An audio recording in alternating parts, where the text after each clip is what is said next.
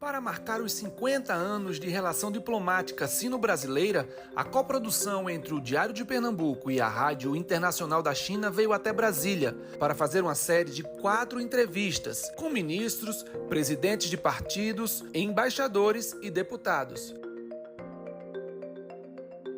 Vamos ouvir alguns líderes brasileiros e saber como eles observam o crescimento da China e a cooperação estratégica entre os dois países. É possível o Brasil ser uma potência, é possível o Brasil ser uma China da América Latina. A relação do Brasil com a China será sempre uma relação de muito respeito. E o primeiro episódio acontece aqui no Palácio do Itamaraty, sede do Ministério das Relações Exteriores do Brasil.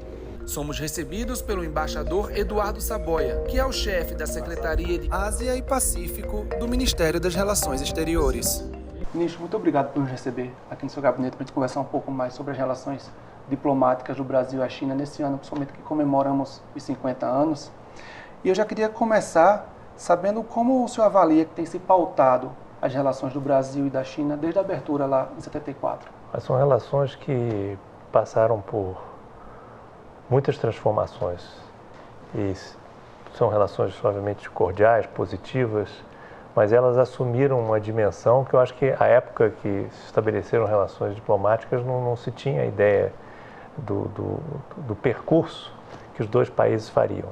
A China hoje é uma maior economia, digamos, dependendo de como você calcula, um país que tem um ritmo de crescimento, experimentou um ritmo de crescimento econômico, de transformação social, eu acho que sem paralelo.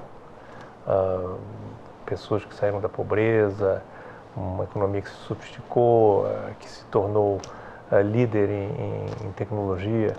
E o Brasil se tornou um país que importava alimentos, exportava alguns alimentos, enfim, alguns produtos, algumas commodities, uma potência do agronegócio e um país também com uma economia complexa, sofisticada, uma indústria também na vanguarda e que pode oferecer soluções para esse mundo em que a questão da sustentabilidade é tão importante.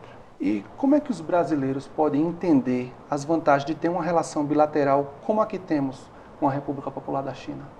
Bom, primeiro, entender que são dois países em desenvolvimento que, de certa forma, têm o mesmo grande objetivo, que é a questão do desenvolvimento. De tirar as pessoas da pobreza, criar oportunidades para as pessoas. Eu acho que isso é algo que une os dois países.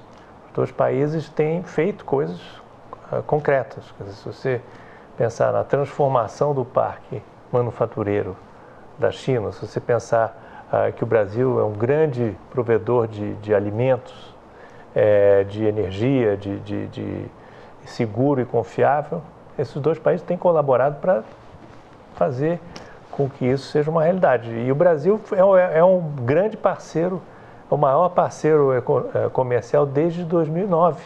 Como é que o embaixador avalia as ideias externas da China, como a iniciativa do Cinturão e da Rota, a construção de uma comunidade de futuro compartilhado para a humanidade, também as 3 iniciativas globais de segurança, de desenvolvimento e de civilização?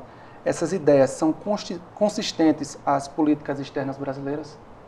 Olha, eu acho que elas são, há pontos de contato, pontos de convergência, eu acho que há especificidades que vêm da história dos dois países, são países com trajetórias também diferentes. O importante é a gente destacar aquilo que tem de convergente e de sinérgico. Eu acho que a iniciativa do Cinturão em Rota, ela tem uma vertente de criar corredores de comércio, integrar o mundo, né? Você tem uma ideia de você gerar rotas, né? Rotas terrestres, rotas marítimas, investimento em infraestrutura. Isso tem muito a ver com esse contexto asiático. O Brasil tem necessidades de infraestrutura e tem políticas, né, como de aceleração do crescimento, o novo PAC, que, enfim, podem se beneficiar de sinergias com essa iniciativa do Cinturão em Rota. mas cada um com as suas especificidades nacionais. E como você avalia a construção da Comunidade do Futuro Compartilhado, que é uma proposta, inclusive, do próprio presidente Xi, né? Eu acho que a China, hoje, ela representa um fator de estabilidade. Então, eu acho que um futuro, eu vejo com muito bons olhos o fato de que a China tem essa visão de futuro compartilhado, né? Porque, no fundo, é o que é paz e desenvolvimento. Nós almejamos a mesma coisa.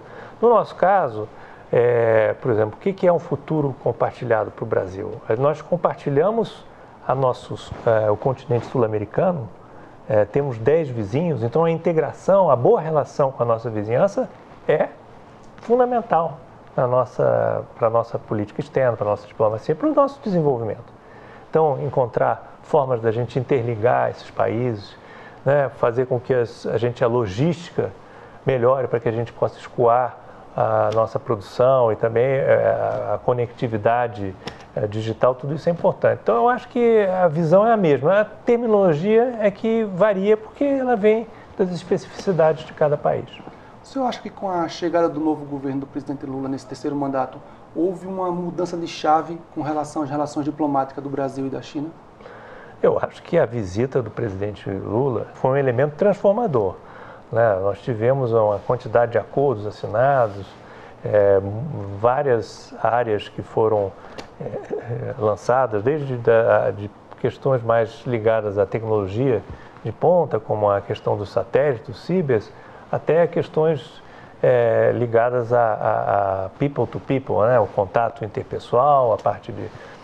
Os dois líderes têm uma comunicação muito boa. E o presidente Lula já deu outras contribuições para essa relação, porque ele foi o terceiro mandato dele.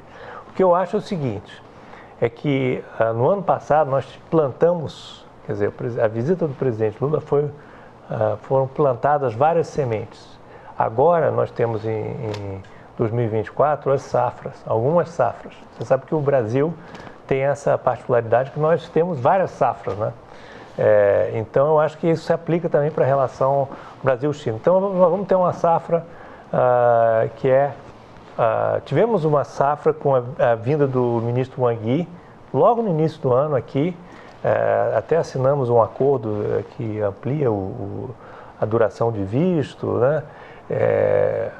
Para 10 anos, enfim, já foi um dos primeiros encontros do ministro Wang Yi foi ao Brasil.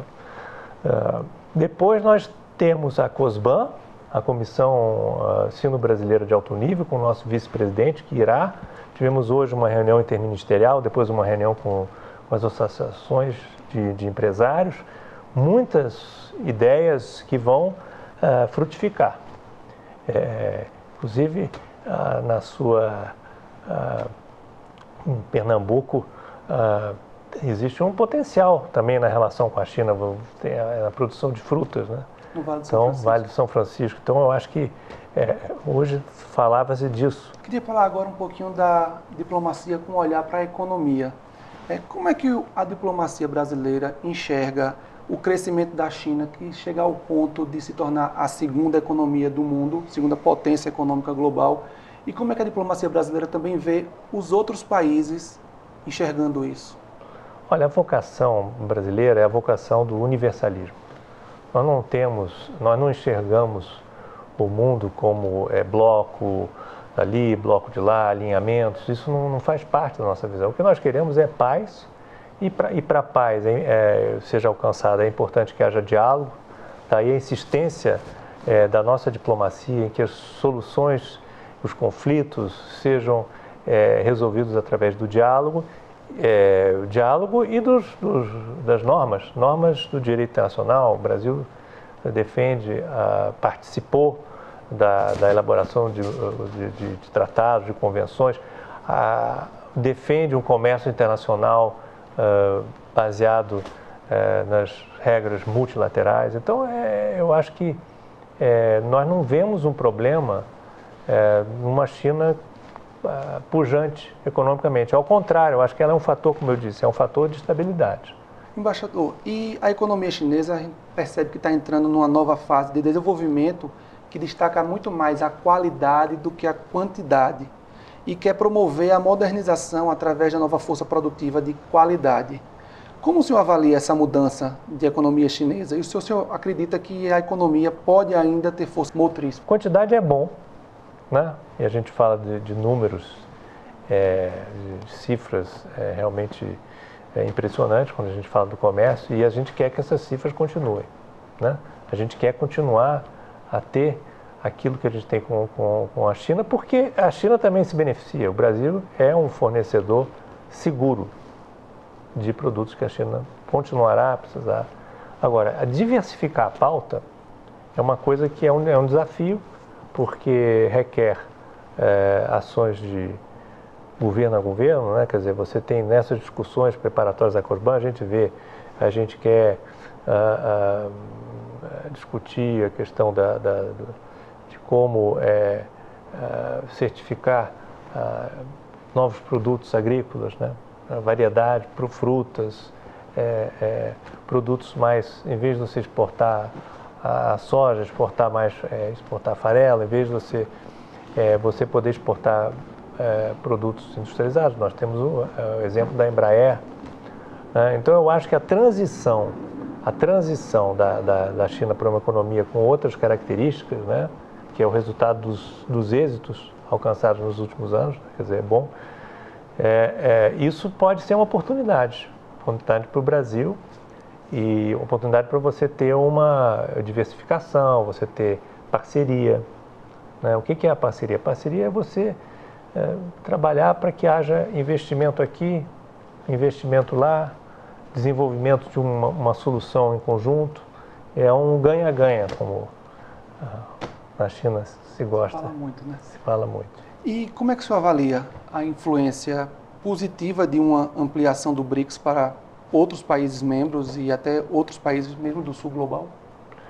Olha, eu acho que o BRICS, ele é uma força transformadora, né? Porque o BRICS não surge no vazio, ele surge justamente no momento em que você percebe, depois da crise de 2008, que você precisava dos países emergentes, né? Você precisava dos países emergentes para o socorro econômico e financeiro, então você precisa também que esses países emergentes também ocupem uma posição adequada no sistema internacional. O que é o sistema internacional? É nas organizações internacionais. Daí, por exemplo, o Brasil ter mencionado, sempre mencionar a questão da ampliação do Conselho de Segurança, da reforma da ONU, mas também do fortalecimento da Organização Mundial do Comércio. Então, eu acho que o BRICS deve ser uma força. Agora, se você junta mais países, isso tem que ser feito de uma forma organizada e de acordo com critérios e diretrizes. Eu acho que a reunião de cúpula de Joanesburgo alcançou isso. Então, os novos membros, eles vão se incorporar e eles vão somar. E vão participar não só dessa transformação da governança global, mas também vão fazer cooperação concreta. Cooperação no campo tecnológico, cooperação de negócios, pesquisa, saúde, entendeu? Então, isso é bom. E o desafio é a gente só fazer com que a coisa seja organizada para que a gente não perca, né? Não pode se dar ampliação em sacrifício ao que já foi alcançado. Então, esses membros vêm para somar, tá? Então, é assim que eu vejo, eu acho muito positiva a ampliação do BRICS. E ela deu uma sacudida no sistema internacional. A participação, a presidência do Brasil no Banco de Desenvolvimento, o senhor percebe que tem sido vantajoso para a gente? Eu acho que sim. A gente tem hoje um banco que está incorporando novos membros, que está realizando operações que beneficiam vários países, Brasil inclusive. Acho que é uma força do bem, uma força nova na família dos bancos de desenvolvimento. E para terminar, ministro, o senhor mencionou que lá em 74, quando houve a abertura das embaixadas, ninguém imaginaria em que ponto a gente chegaria como estamos hoje, né? Qual é a expectativa que o senhor tem para o papel da China e para as relações diplomáticas do Brasil e da China nos próximos anos? Eu acho que é uma relação tão importante que ela extrapola digamos, até a minha capacidade de previsão. Quer dizer, se as pessoas eram capazes de ver em 74 que a China alcançaria e o Brasil alcançariam esses patamares, eu acho que eu também, enfim, é muito difícil prever. Eu acho que é algo que é inelutável o seguinte: se a questão da mudança do clima, da sustentabilidade, da segurança alimentar tiverem que ser resolvidos no mundo, entendeu? Não há como você tratar desses assuntos no mundo, equacionar, sem uma participação de Brasil e China. São dois países que são fundamentais.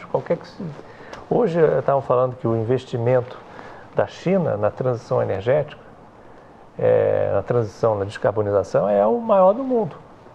O Brasil também, com a sua, digamos, com seu potencial energético, de energia limpa, a sua matriz, 80% da nossa matriz elétrica é renovável, nós temos de longe a matriz mais limpa energética do G20, quer dizer, então, um país com biodiversidade, com agronegócio que tem, então a gente não tem como resolver essas coisas. Então eu acho que é uma relação que vai ser fundamental não só para os dois países, mas para o equacionamento dessas questões que são as mais prementes. Ministro, quero lhe agradecer um pouco do seu tempo que o senhor dedicou aqui a gente para poder conversar um pouco mais sobre essas relações diplomáticas entre o Brasil e a China. Eu que agradeço a oportunidade. A nossa próxima conversa é com o ministro do Desenvolvimento e Assistência Social, Família e Combate à Fome do Brasil, Wellington Dias. O plano de combate à fome, o plano de erradicação da pobreza, ele tem que ser olhado como parte do plano de desenvolvimento econômico. De Brasília, Luiz Boaventura, em uma coprodução entre o Diário de Pernambuco e a Rádio Internacional da China.